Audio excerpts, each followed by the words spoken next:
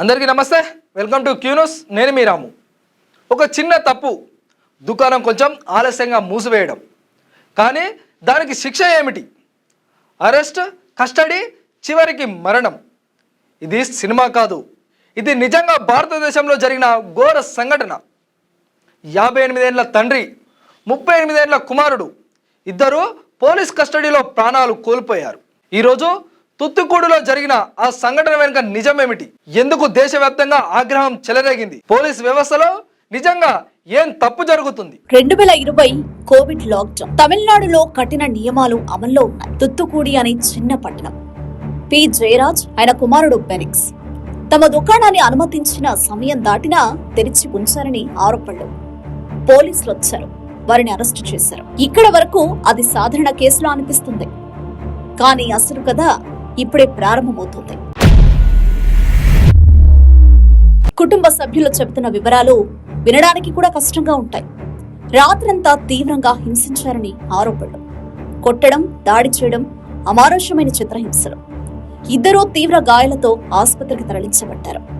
కానీ 2 రోజుల్లో మొదట కుమారుడు, తర్వాత తండ్రి ఇద్దరూ ప్రాణాలు కోల్పోయారు.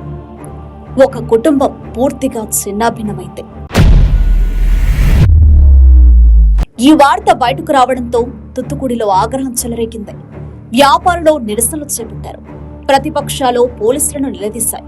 కోర్టు కూడా ఈ కేసును సీరియస్ గా తీసుకుంది. ప్రభుత్వం 10 లక్షల పరిహారం ప్రకటించింది. కానీ ప్రజలు అడిగిన ప్రశ్న ఒక్కటే, జీవితానికి ధర 10 లక్షలా? మొదట్లో ఈ కేసు పెద్దగా వెలుగులోకి రాలేదు. కారణం, ఇదొక చిన్న పట్టణంలో జరిగింది. జాతీయ మీడియా దృష్టికి రావడానికి సమయం పట్టింది. కానీ ఒక వీడియో వైరల్ అయిన తర్వాత దేశవ్యాప్తంగా చర్చ మొదలైంది. ఒక కామెంట్ వైరల్ అయితే, దక్షిణ భారతదేశంలో జరిగితే ఇంగ్లీష్లో లేకపోతే ఎవరూ పట్టించుకోరా? ఈ మాటలు పెద్ద చర్చకు దారితీశాయి. అమెరికాలో జార్జ్ ఫ్లాయిడ్ ఘటన ప్రపంచాన్ని కొదిపేసింది. కానీ భారతదేశంలో జరిగిన ఈ సంఘటన అదే స్థాయిలో స్పందన ఎందుకు రాలేదు? ఈ ప్రశ్న చాలా మందిని ఆలోచింపచేసింది. తర్వాత ప్రముఖులు స్పందించారు. రాహుల్ గాంధీ, శిఖర్ ధావన్ న్యాయం చేయాలని డిమాండ్ చేశారు. జయరాజు, బెనిక్స్ వారి కథ మనకు ఒక ప్రశ్న వేస్తుంది. న్యాయం అంటే ఏమిటి? బాధ్యత ఎవరిది? ఇలాంటి ఘటనలు మళ్ళీ జరగకుండా మన సమాజం ఏం చేయాలి? మీ అభిప్రాయాన్ని కామెంట్ రూపంలో తెలియజేయండి. Thank you. అధికారులు మీ సమస్యలను పట్టించుకోవట్లేదా? నెలల తరబడి మిమ్మల్ని ఇబ్బంది పెడుతున్నారా? మీ సమస్యకు ఎవరు స్పందించడం లేదా? అయితే ఆలస్యం చేయకుండా వెంటనే క్యూ న్యూస్ కు కాల్ చేయండి. సంప్రదించాల్సిన నెంబర్లు 8143001981. మీ తరపున మేం బాధ్యత తీసుకొని మీ సమస్యను అధికారుల దృష్టికి తీసుకెళ్తాం. పబ్లిక్ వాయిస్, సామాన్యుడి ప్రశ్నాస్త్రం, ప్రతి గురువారం ఉదయం 11 గంటలకు మీ క్యూ న్యూస్ లో.